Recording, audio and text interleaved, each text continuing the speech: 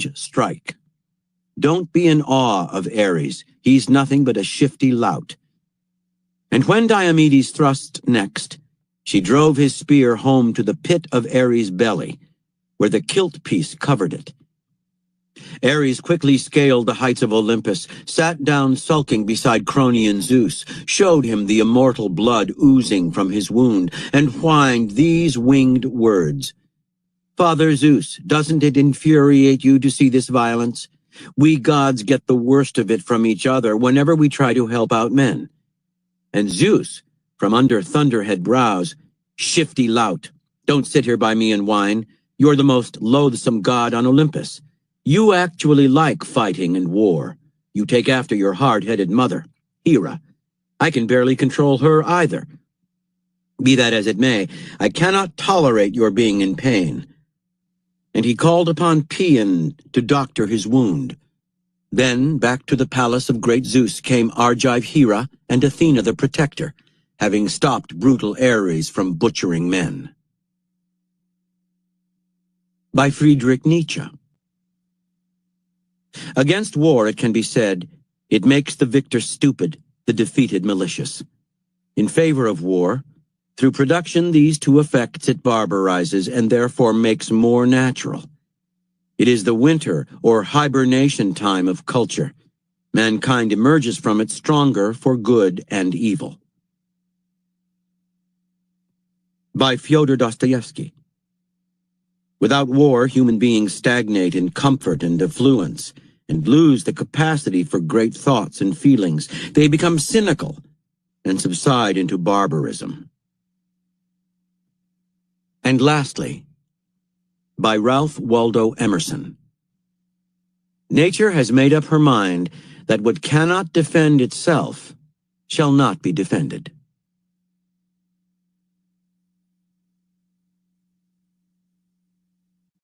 Part 1. Self-directed warfare. War, or any kind of conflict, is waged and won through strategy. Think of strategy as a series of lines and arrows aimed at a goal, at getting you to a certain point in the world, at helping you to attack a problem in your path, at figuring out how to encircle and destroy your enemy. Before directing these arrows at your enemies, however, you must first direct them at yourself. Your mind is the starting point of all war and all strategy. A mind that is easily overwhelmed by emotion, that is rooted in the past instead of the present, that cannot see the world with clarity and urgency, will create strategies that will always miss the mark. To become a true strategist, you must take 3 steps. First, become aware of the weakness and illness that can take hold of the mind, warping its strategic powers. Second, declare a kind of war on yourself to make yourself move forward. Third, wage ruthless and continual battle on the enemies within you by applying certain strategies. The following 4 chapters are designed to make you aware of the disorders that are probably flourishing in your mind right now, and to arm you with specific strategies for eliminating them. These chapters are arrows to aim at yourself. Once you have absorbed them through thought and practice, they will serve as a self-corrective device in all your future battles, freeing the grand strategist within you. Chapter 1. Declare war on your enemies. The polarity strategy. Life is endless battle and conflict, and you cannot fight effectively unless you can identify your enemies.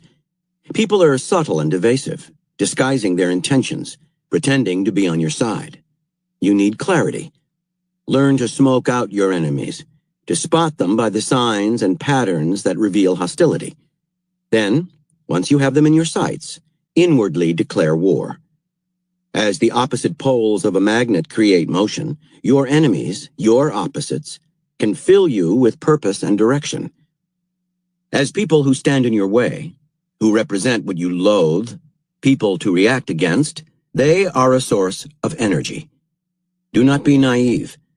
With some enemies, there can be no compromise, no middle ground. The inner enemy.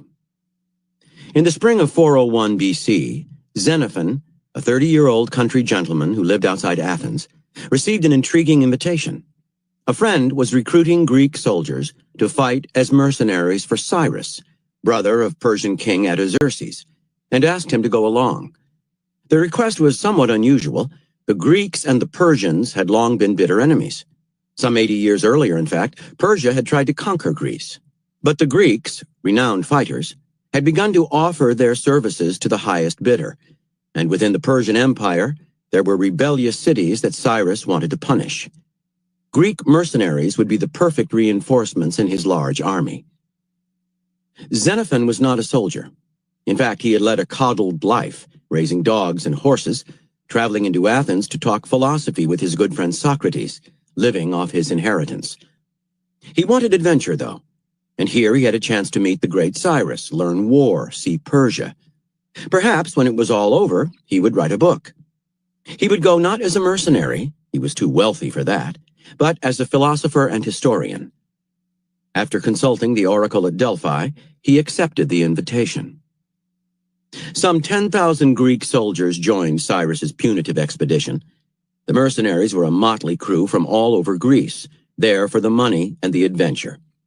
They had a good time of it for a while, but a few months into the job, after leading them deep into Persia, Cyrus admitted his true purpose. He was marching on Babylon, mounting a civil war to unseat his brother and make himself king. Unhappy to be deceived, the Greeks argued and complained, but Cyrus offered them more money, and that quieted them. The armies of Cyrus and Artaxerxes met on the plains of Cunaxa, not far from Babylon. Early in the battle, Cyrus was killed, putting a quick end to the war. Now, the Greeks' position was suddenly precarious. Having fought on the wrong side of a civil war, they were far from home and surrounded by hostile Persians. They were soon told, however, that Artaxerxes had no quarrel with them. His only desire was that they leave Persia as quickly as possible. He even sent them an envoy, the Persian commander Tissaphernes, to provision them and escort them back to Greece. And so, guided by Tissaphernes and the Persian army, the mercenaries began the long trek home, some 1,500 miles. A few days into the march, the Greeks had new fears. Their supplies from the Persians were insufficient, and the route that Tissaphernes had chosen for them was problematic. Could they trust these Persians? They started to argue among themselves. The Greek commander Clearchus expressed his soldiers' concerns to Tissaphernes, who was sympathetic. Clearchus should bring his captains to a meeting at a neutral site. The Greeks would voice their grievances, and the two sides would come to an understanding. Clearchus agreed and appeared the next day with his officers at the appointed time and place, where, however, a large contingent of Persians surrounded and arrested them. They were beheaded that same day. One man managed to escape and warn the Greeks of the Persian treachery. That evening, the Greek camp was a desolate place. Some men argued and accused, others slumped drunk to the ground. A few considered flight, but with their leaders dead, they felt doomed. That night, Xenophon, who had stayed mostly on the sidelines during the expedition, had a dream. A lightning bolt from Zeus set fire to his father's house. He woke up in a sweat. It suddenly struck him. Death was staring the Greeks in the face, yet they lay around moaning, despairing, arguing. The problem was in their heads. Fighting for money rather than for a purpose or cause, unable to distinguish between friend and foe, they had gotten lost. The barrier between them and home was not rivers or mountains, or the Persian army, but their own muddled state of mind. Xenophon didn't want to die in this disgraceful way. He was no military man, but he knew philosophy and the way men think, and he believed that if the Greeks concentrated on the enemies who wanted to kill them, they would become alert and creative. If they focused on the vile treachery of the Persians, they would grow angry, and their anger would motivate them. They had to stop being confused mercenaries and go back to being Greeks, the polar opposite of the faithless Persians. What they needed was clarity and direction. Xenophon decided to be Zeus's lightning bolt, waking the men up and illuminating their way. He called a meeting of all the surviving officers and stated his plan. We will declare war without parley on the Persians. No more thoughts of bargaining or debate. We will waste no more time on argument or accusation among ourselves. Every ounce of our energy will be spent on the Persians. We will be as inventive and inspired as our ancestors at Marathon, who fought off a vastly larger Persian army. We will burn our wagons, live off the land, move fast. We will not for 1 second lay down our arms or forget the dangers around us. It is us or them, life or death, good or evil. Should any man try to confuse us with clever talk or with vague ideas of appeasement, we will declare him too stupid and cowardly to be on our side, and we will drive him away. Let the Persians make us merciless. We must be consumed with one idea: getting home alive. The officers knew that Xenophon was right. The next day, a Persian officer came to see them, offering to act as an ambassador between them and Artaxerxes. Following Xenophon's counsel, he was quickly and rudely driven away. It was now war and nothing else. Roused to action, the Greeks elected leaders, Xenophon among them, and began the march home. Forced to depend on their wits, they quickly learned to adapt to the terrain, to avoid battle, to move at night. They successfully eluded the Persians, beating them to a key mountain pass and moving through it before they could be caught. Although many enemy tribes still lay between them and Greece, the dreaded Persian army was now behind them. It took several years, but almost all of them returned to Greece alive. Interpretation. Life is battle and struggle, and you will constantly find yourself facing bad situations, destructive relationships, dangerous engagements. How you confront these difficulties will determine your fate. As Xenophon said, your obstacles are not rivers or mountains or other people. Your obstacle is yourself. If you feel lost and confused, if you lose your sense of direction, if you cannot tell the difference between friend and foe, you have only yourself to blame. Think of yourself as always about to go into battle. Everything depends on your frame of mind and on how you look at the world. A shift of perspective can transform you from a passive and confused mercenary into a motivated and creative fighter. We are defined by our relationship to other people. As children, we develop an identity by differentiating ourselves from others, even to the point of pushing them away, rejecting them, rebelling. The more clearly you recognize who you do not want to be, then the clearer your sense of identity and purpose will be.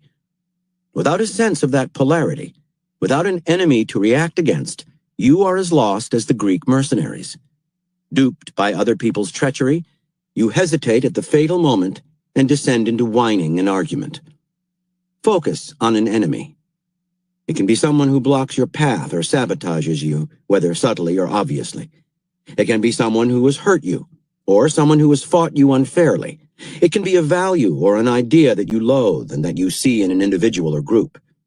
It can be an abstraction, stupidity, smugness, vulgar materialism. Do not listen to people who say that the distinction between friend and enemy is primitive and passé. They are just disguising their fear of conflict behind a front of false warmth. They are trying to push you off course, to infect you with the vagueness that inflicts them. Once you feel clear and motivated, you will have space for true friendship and true compromise.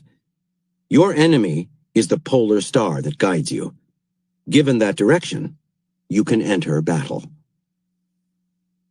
From the book of Luke, "He that is not with me is against me." The outer enemy. In the early 1970s, the British political system had settled into a comfortable pattern. The Labour Party would win an election, and then the next time around the Conservatives would win. Back and forth the power went, all fairly genteel and civilized. In fact, the two parties had come to resemble one another. But when the Conservatives lost in 1974, some of them had had enough. Wanting to shake things up, they proposed Margaret Thatcher as their leader. The party was divided that year, and Thatcher took advantage of the split and won the nomination. No one had ever seen a politician quite like Thatcher. A woman in a world run by men, She was also proudly middle class, the daughter of a grocer, in the traditional party of the aristocracy. Her clothes were prim, more like a housewife's than a politician's. She had not been a player in the Conservative Party. In fact, she was on its right-wing fringes. Most striking of all was her style. Where other politicians were smooth and conciliatory, she confronted her opponents, attacking them directly. She had an appetite for battle. Most politicians saw Thatcher's election as a fluke and didn't expect her to last. And in her first few years leading the party, when Labour was in power, she did little to change their opinion. She railed against the socialist system, which in her mind had choked all initiative and was largely responsible for the decline of the British economy. She criticized the Soviet Union at a time of détente. Then, in the winter of 1978 to 79, several public sector unions decided to strike. Thatcher went on the warpath, linking the strikes to the Labour Party and Prime Minister James Callaghan. This was bold, divisive talk, good for making the evening news, but not for winning elections. You had to be gentle with the voters, reassure them, not frighten them. At least, that was the conventional wisdom. In 1979, the Labour Party called a general election. Thatcher kept on the attack, categorizing the election as a crusade against socialism and as Great Britain's last chance to modernize. Callaghan was the epitome of the genteel politician, but Thatcher got under his skin. He had nothing but disdain for this housewife-turned-politician, and he returned her fire. He agreed that the election was a watershed, for if Thatcher won, she would send the economy into shock. The strategy seemed partly to work. Thatcher scared many voters, and the polls that tracked personal popularity showed that her numbers had fallen well below Callaghan's. At the same time, though, her rhetoric, and Callaghan's response to it, polarized the electorate, which could finally see a sharp difference between the parties. Dividing the public into left and right, she charged into the breach, sucking in attention and attracting the undecided. She won a sizable victory. Thatcher had bowled over the voters, but now as Prime Minister she would have to moderate her tone, heal the wounds. According to the polls, at any rate, that was what the public wanted. But Thatcher, as usual, did the opposite, enacting budget cuts that went even deeper than she had proposed during the campaign. As her policies played out, the economy did indeed go into shock, as Callaghan had said it would, and unemployment soared. Men in her own party, many of whom had by that point been resenting her treatment of them for years, began publicly to question her abilities. These men, whom she called the Wets, were the most respected members of the Conservative Party, and they were in a panic. She was leading the country into an economic disaster that they were afraid they would pay for with their careers. Thatcher's response was to purge them from her cabinet. She seemed bent on pushing everyone away. Her legion of enemies was growing, her poll numbers slipping still lower. Surely the next election would be her last. Then, in 1982, on the other side of the Atlantic, the military junta that ruled Argentina, needing a cause to distract the country from its many problems, invaded the Falkland Islands, a British possession to which, however, Argentina had a historical claim. The officers of the junta felt certain that the British would abandon these islands, barren and remote, but Thatcher did not hesitate. Despite the distance, 8,000 miles, she sent a naval task force to the Falklands. Labour leaders attacked her for this pointless and costly war. Many in her own party were terrified. If the attempt to retake the islands failed, the party would be ruined. Thatcher was more alone than ever. But much of the public now saw her qualities, which had seemed so irritating, in a new light. Her obstinacy became courage, nobility. Compared to the dithering, panty-waisted, careerist men around her, Thatcher seemed resolute and confident. The British successfully won back the Falklands, and Thatcher stood taller than ever. Suddenly, the country's economic and social problems were forgotten. Thatcher now dominated the scene, and in the next two elections, she crushed Labour. Interpretation. Margaret Thatcher came to power as an outsider, a middle-class woman, a right-wing radical. The first instinct of most outsiders who attain power is to become insiders. Life on the outside is hard, but in doing so, they lose their identity, their difference, the thing that makes them stand out in the public eye. If Thatcher had become like the men around her, she would simply have been replaced by yet another man. Her instinct was to stay an outsider. In fact, she pushed being an outsider as far as it could go. She set herself up as one woman against an army of men. At every step of the way, to give her the contrast she needed, Thatcher marked out an opponent. The socialists, the Wets, the Argentinians. These enemies helped to define her image as determined, powerful, self-sacrificing. Thatcher was not seduced by popularity, which is ephemeral and superficial. Pundits might obsess over popularity numbers, but in the mind of the voter, which for a politician is the field of battle, a dominating presence has more pull than does likability. Let some of the public hate you, you cannot please everyone. Your enemies, those you stand sharply against, will help you to forge a support base that will not desert you. Do not crowd into the center where everyone else is. There is no room to fight in a crowd. Polarize people, drive some of them away, and create a space for battle. Everything in life conspires to push you into the center, and not just politically. The center is the realm of compromise. Getting along with other people is an important skill to have, but it comes with a danger. By always seeking the path of least resistance, the path of conciliation, you forget who you are, and you sink into the center with everyone else. Instead, see yourself as a fighter, an outsider surrounded by enemies. Constant battle will keep you strong and alert. It will help to define what you believe in, both for yourself and for others. Do not worry about antagonizing people.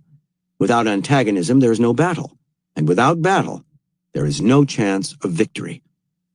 Do not be lured by the need to be liked. Better to be respected, even feared. Victory over your enemies will bring you a more lasting popularity. From The Art of War by Sun Tzu. Don't depend on the enemy not coming. Depend rather on being ready for him. Keys to warfare. We live in an era in which people are seldom directly hostile. The rules of engagement, social, political, military, have changed, and so must your notion of the enemy. An upfront enemy is rare now, and is actually a blessing. People hardly ever attack you openly anymore, showing their intentions, their desire to destroy you. Instead, they are political and indirect. Although the world is more competitive than ever, outward aggression is discouraged, so people have learned to go underground, to attack unpredictably and craftily. Many use friendship as a way to mask aggressive desires. They come close to you to do more harm. A friend knows best how to hurt you. Or, without actually being friends, they offer assistance and alliance. They may seem supportive, but in the end, they're advancing their own interests at your expense. Then there are those who master moral warfare, playing the victim, making you feel guilty for something unspecified you've done. The battlefield is full of these warriors, slippery, evasive, and clever.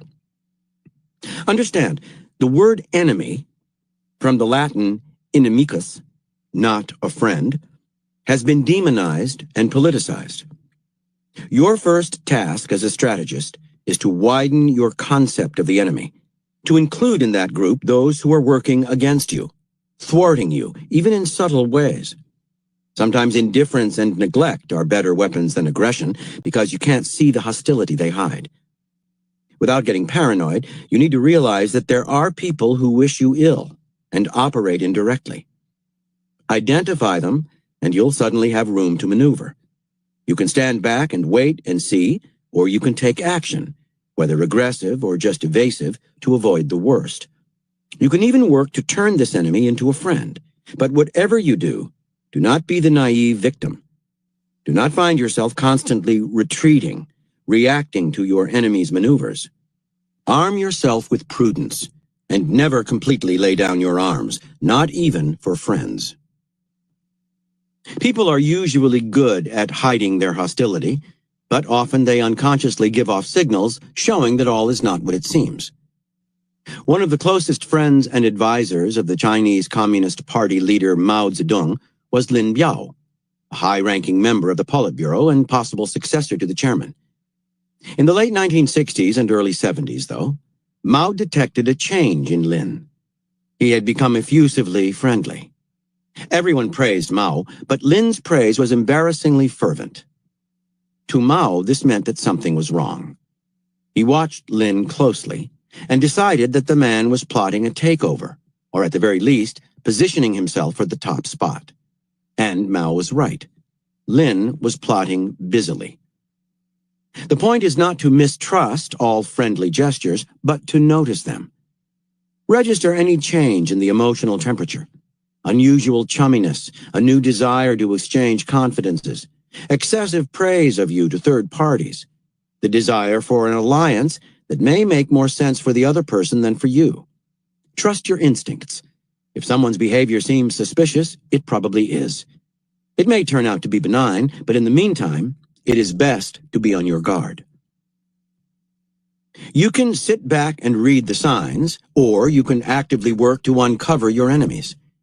Beat the grass to startle the snakes, as the Chinese say. In the Bible, we read of David's suspicion that his father-in-law, King Saul, secretly wanted him dead. How could David find out? He confided his suspicion to Saul's son, Jonathan, his close friend. Jonathan refused to believe it, so David suggested a test. He was expected at court for a feast. He would not go. Jonathan would attend and pass along David's excuse, which would be adequate but not urgent. Sure enough, the excuse enraged Saul, who exclaimed, "Send at once and fetch him unto me. He deserves to die." David's test succeeded because it was ambiguous. His excuse for missing the feast could be read in more than one way. If Saul meant well toward David, he would have seen his son-in-law's absence as no more than selfish at worst. But because he secretly hated David, he saw it as effrontery, and it pushed him over the edge. Follow David's example. Say or do something that can be read in more than one way, that may be superficially polite, but that could also indicate a slight coolness on your part, or be seen as a subtle insult. A friend may wonder but will let it pass. The secret enemy, though, will react with anger. Any strong emotion, and you will know that there's something boiling under the surface. Often the best way to get people to reveal themselves is to provoke tension and argument. The Hollywood producer Harry Cohn, president of Universal Pictures, frequently used this strategy to ferret out the real position of people in the studio who refused to show what side they were on. He would suddenly attack their work or take an extreme position, even an offensive one, in an argument. His provoked directors and writers would drop their usual caution and show their real beliefs. Understand, people tend to be vague and slippery because it is safer than outwardly committing to something. If you are the boss, they will mimic your ideas. Their agreement is often pure courtiership. Get them emotional. People are usually more sincere when they argue. If you pick an argument with someone and he keeps on mimicking your ideas, you may be dealing with a chameleon, a particularly dangerous type. Beware of people who hide behind a facade of vague abstractions and impartiality. No one is impartial. A sharply worded question, an opinion designed to offend, will make them react and take sides. Sometimes it is better to take a less direct approach with your potential enemies.